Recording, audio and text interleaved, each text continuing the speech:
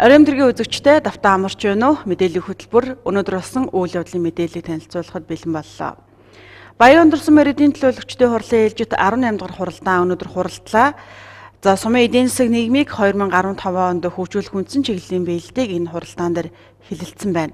Баян өндөр сумын хувьд 2015 он бүтээн байгуулалтын жил байсан гэдгийг энэ үеэр мөн онцлоо. 2015 онд Баян өндөр сумын хөгжүүлэх үндсэн чиглэлийн биелэлтийг 5 бүлэг 73 зорилт 181 арга хэмжээ төлөвлөн ажилласан бөгөөд төлөвлөгөөний биелэлт 90% та хэрэгжсэн гэж байна.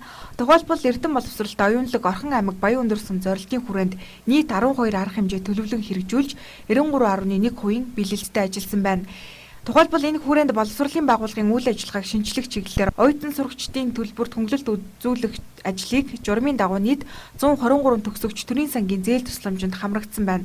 Мөн орон нутгийн хөгжлийн сангийн хөрөнгөөр 23 дугаар цэцэрлэгт 5.5 сая төгрөгөөр хүүхдийн тоглоом, 7 дугаар сургуулийн тусгай бүлэгт сурагч багшийн ширээ сандал 8.3 сая төгрөгөөр, 21 дугаар цэцэрлэгт галтгооны тоног төхөөрөмж худалдан авч өгсөн зэрэг боловсролын салбарт хөрөнгө оруулалт хийжээ.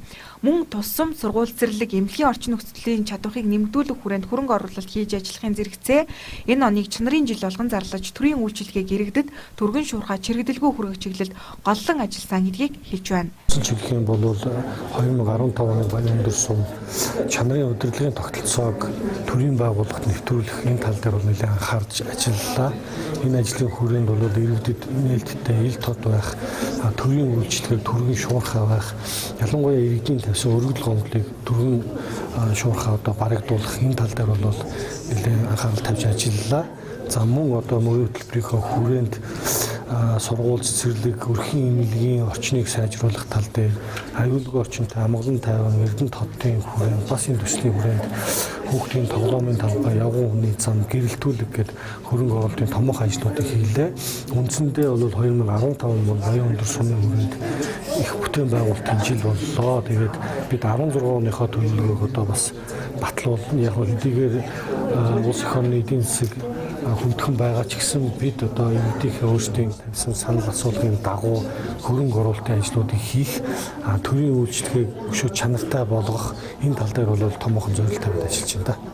Ер нь бол дунджаар аваад үзэхэд бол ер нь 80-аас 90% та за хамгийн багадаа 70% та гүйцэтгэлүүд гарч ирж байна л да. Тэгээд ер нь бол бид бүхэн 2015 онд хийсэн хэрэгжүүлэхээр зорьсон ажилдаа бол нэлээд өндөр үнэлгээ авч байна. За манай хурлын төлөөлөгч нар бол нэлээдгүй саналуудыг хэлж байна. Бид нэр яг Эрдэнэ боловсролтой Эрдэнэт хот Баян өндөр сум гэдэг энэ чиглэл дээр мөн эрүүл чирэг иргэдтэй гэдэг чиглэлээр гээд олон ажлуудыг зохион байгуулсны дунд манай бас энэ жилийн гэрэл ажил, зам харгууны ажил, за хүүхдийн спорт нөхцөл болцоог сайжруулсан энэ ажлууд эхнээсээ талархал хүлээгээд ингээд явж байгаа нь бол энэ үндсэн чиглэлийн биелэлд 70-80% та 90% та гарах нь үнс гол шалтгаан болсон. За 15 оны сумын засаг даргын үндсэн чиглэлийг бид нэр 14 оны зэр баталсан. Тэгэл ер нь бол төлөөлөгчдийн тухайн үед бол ер нь хийх боломжтой хөрөлцөөтэй ер нь боломжтой ажлуудаа тавиарай гэсэн саналуудыг өгч ирсэн. Гэхдээ тэр бол тусгасан байна. Гэхдээ яг миний тухайд бол зарим нэгэн Эрдэнэт хот Баян өндөр сум холбогдлого юмнууд бол байгаад тэр нь биелэгдээгүй. Гас нэг тийм байх шиг байна. Гэхдээ ерөнхийдөө бол засаг даргын хөтөлбөр биелэгдсэн гэж үзэж байгаа төлөөлөгчүүд. Ер нь бол үнэлгээ өгч таарна бид нар тийм ээ. Тэдэн хувьтай биелэгдсэн юм. Тэгээ миний хувьд бол үнэлж байгаа үнэлгээс сайн. Ер нь бүтээн байгуулалт тал руугаа маш их ажил хийсэн. Төлөөлөгчдийн хувьд засаг даргын мөрийн хөтөлбөр амжилттай хэрэгцсэн гэж үзэж байгаагаа хэллээ. Орон нутгийн хөгжүүлэх сангийн хөрөнгө оруулалтаар 2.1 тэрбум төгрөгийн хөрөнгө оруулалт хийгдэх юм байна. Энэ хүрээнд иргэдийн дунд 2016 онд аль чиглэлд хөрөнгө оруулалтын ажил бүтээн байгуулалт хийх талаар санал асуулга явуулж эренблэн гаргажээ. Хамгийн цэнгэг, хамгийн зөөлөн Америтаус. Автоёрын үндэсний төвийн захирал өнгөрсөн сард тушаал гаргаж гайлаар орж ирсэн боловч бүртгэлд хамрагдаагүй мотоциклүүдийг бичиг баримтжуулах ажлыг эхлүүлсэн.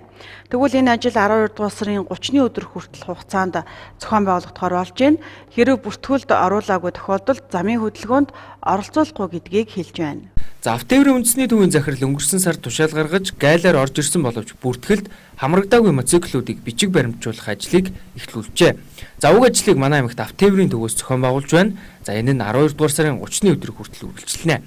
Тиймээс мотоцикл эзэмшигч иргэд аймгийн автотээврийн төвд гайлын бичигтэйгээ очиж үзлэг онцлогоонд орсноор улсын дугаар авах ёстой юм байна. За хэрв дээрх хугацаанд мотоциклоо бүртгэлжүүлж улсын дугаар аваагүй тохиолдолд замын хөдөлгөөнд оролцуулах байжээ.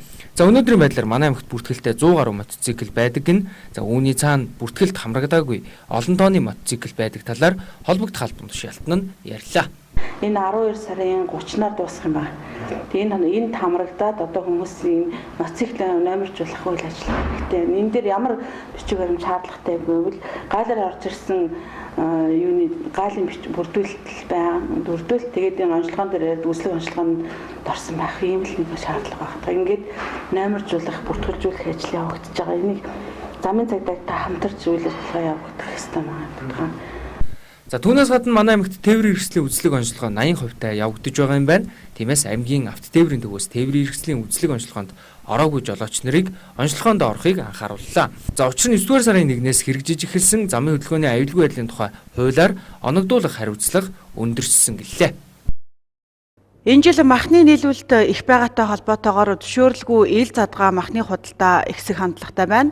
Өнгөрөх 7 хоногт аймгийн садарга шуурхай зөвлөгөөний үеэр ил задгаа махны худалдааг зэгцэлж нэгдсэн цэгт одоо борлуулах үүрэг чиглэлийг өгсөн. Тэгвэл энэ хүрээнд Баян Дурсамын садаргын захирамж гараад төв цэнгэлдэх хүрээлэнгийн орчимд махны худалдааг төлөвлөрүүлэхээр болсон байна. Энэ жилийн тухайд аймгийн хэмжээнд махны нийлүүлэлт их, махны үн буурсанд холбогдуулан ил задгаа зөвшөөрөлгүй махны худалдаа их болсон. Хэдийгээр махны нийлүүлэлт их байх нь эерэг талтай хэдий ч нөгөө талдаа ариун цэвэр, чанар аюулгүй байдал, хүнсний аюулгүй байдлын асуудал чухлаар тавигддаг учиртай байдаг. Иймээс зөвшөөрөлтөд нэгдсэн зохион байгуулалт хяналтанд ор махны худалдааг явуулах хүрээнд Баян Дурсамын цэг даргын захирамж гарч махны худалдааг төв цэнгэлдэх хүрээлэнгийн урд талбайд төвлөрсөн байдлаар зохион байгуулахаар болсон байна. За нөдний бол одоо цагаан сарыг өгчөж бид нэр төв одоо стадионы хойдлын талбай дээр өргөжсөн худалдааг зохион байгуулж ирсэн байгаа. За яг нь ер нь бол яг энэ жилийн хувьд бол яг энэ журмаар явъя. Гэхдээ нэлээд одоо хугацаанд бол энэ одоо худалдаа маань малчтын маань хүсэлт одоо иргэдийн хүсэлтийн дагуу явах худалдаа маань нэлээд удаан үргэлжлэнэ. Мэдээж ойлгомжтой одоо 12 сарын 11 гээд энэ үйл ажиллагааг зохион байгуулж байна. 2 сарын 8 буюу цагаан сарын одоо үйл ажиллагаа дуустал энэ үйл ажиллагааг зохион байгуулах дэглэл нэглээд доор хаяж одоо 3 сар шахуу энэ үйл ажиллагааг зохион байгуулах учраас нэлээд тийм нэлээд одоо зохион байгуулалтын арга хэмжээг авъя. Энэ дээр холбогдох боломжууд байж байна. За нэгдүгээр мэдээж ойлгомжтой мэрэгжлийн хяналтын газар, за хүнсөдөө чон газар, за дээр нь одоо энэ аялал жуулчлалын одоо тэр талбай одоо аялал жуулчлалын газар гэж байна шүү дээ. Тийм үү? Тэр стадионы аяллаа газар мөн тэрний эзэмшил газар гэж байгаа. Тэмтэй гэрээ байгуулах. За мөн дээр нь одоо тэр иргэдийн мэдээж үйл ажиллагаа явуулж байгаа хогшороо гарна.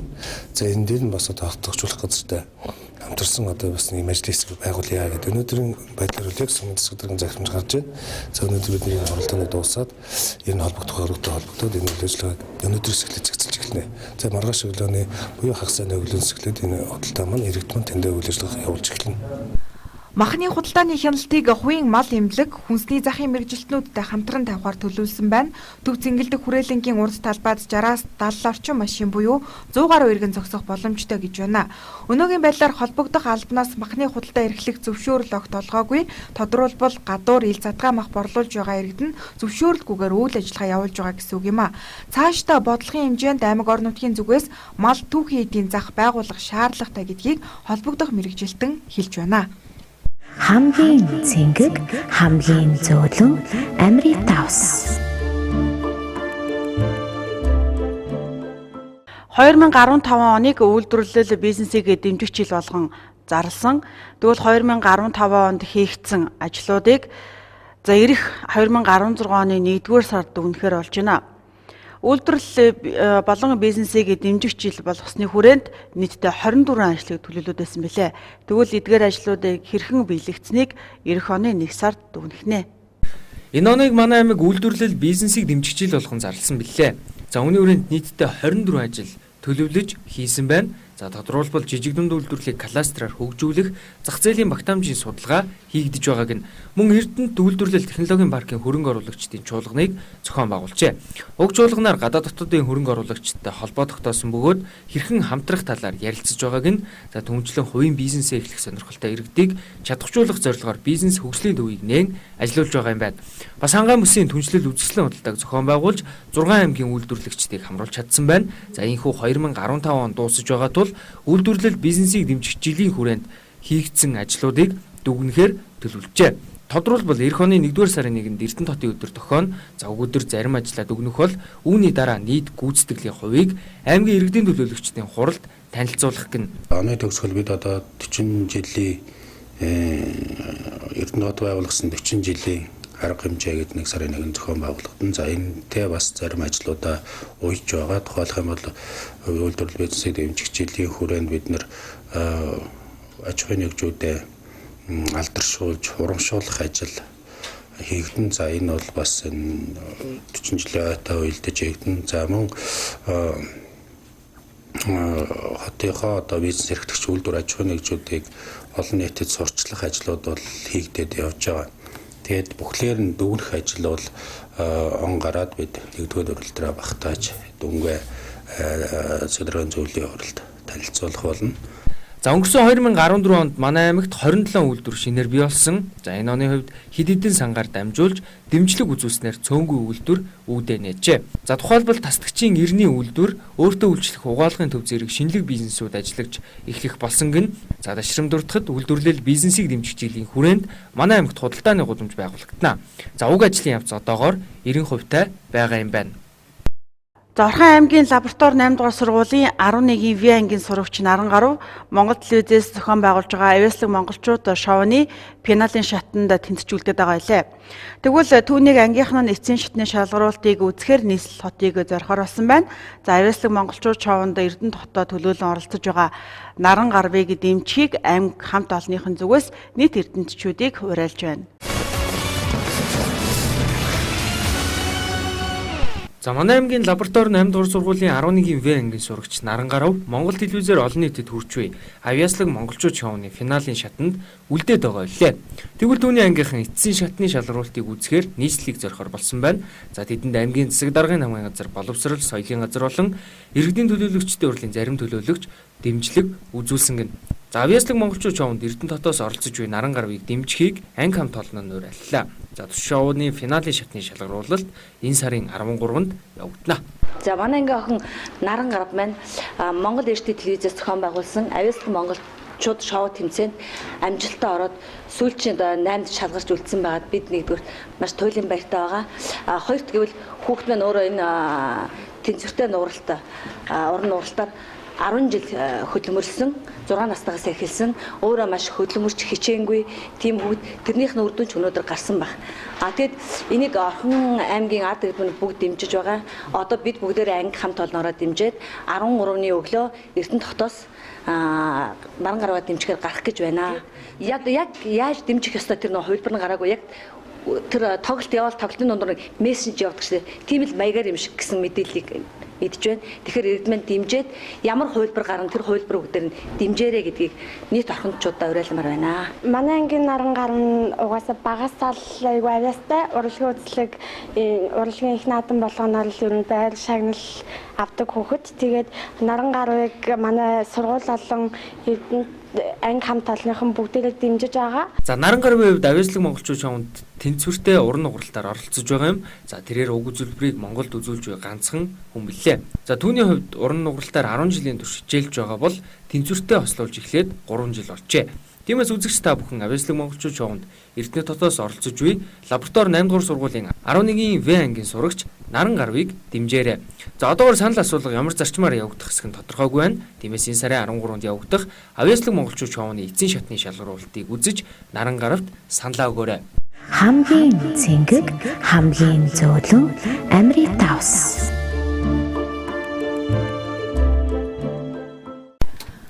2015 2015 оны 12 дугаар сарын 8-ны өдрийн мэдээллийн хөтөлбөрийн цахим мэдээгээр Орос Албаны улсаас орж ирж болзошгүй хуурамч архины тухай сэрэмжлүүлэг мэдээг гаргах үедээ сархад архины шинжилсэн шошгыг хуурамч гэсэн бичигтэйгээр зургийг нь олон нийтэд түгээсэн тул залруулга хийж байна.